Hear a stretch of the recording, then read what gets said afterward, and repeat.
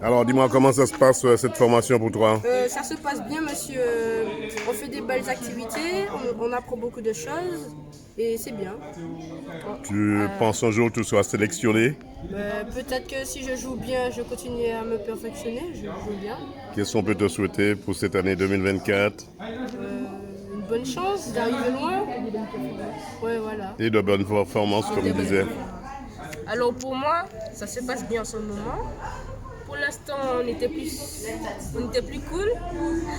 Et franchement, moi, si un jour on me sélectionne, je serai très content. Ça va me faire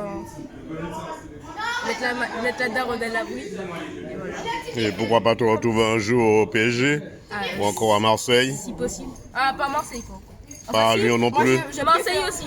Mais je préfère Paris que Marseille. Moi, je préfère aller à Dijon, comme ça. Je serais mieux perfectionné que d'autres clubs. Et si un jour on est riche, à deux, voilà. Martinique, c'est au complexe sportif Yves Adel sur le terrain de l'Aiglon au Lamentin que s'est déroulé pendant une semaine du 19 au 24 février la 4e édition d'un stage de détection pour les garçons U7 à U17 de la Martinique avec le staff technique de la DFCO, un réseau d'avenir pour nos jeunes du département.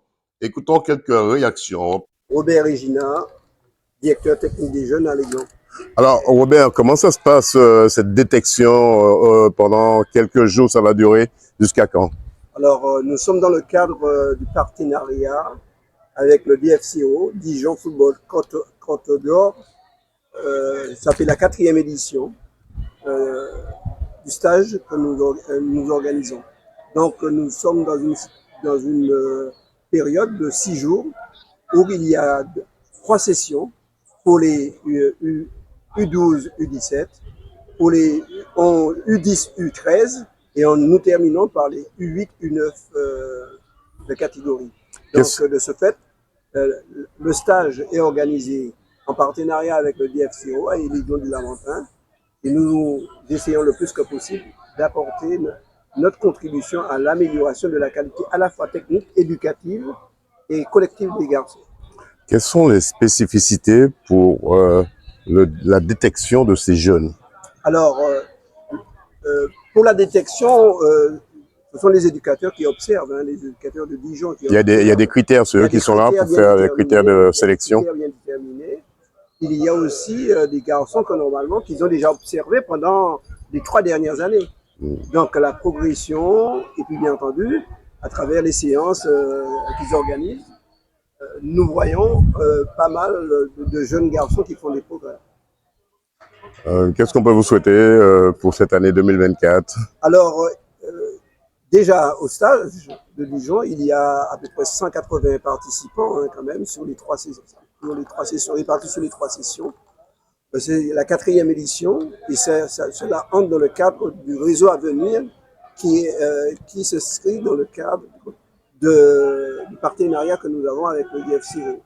Donc les éducateurs qui sont présents au niveau de l'encadrement, ce sont les éducateurs de Dijon, mais aussi les éducateurs de l'Aiglon.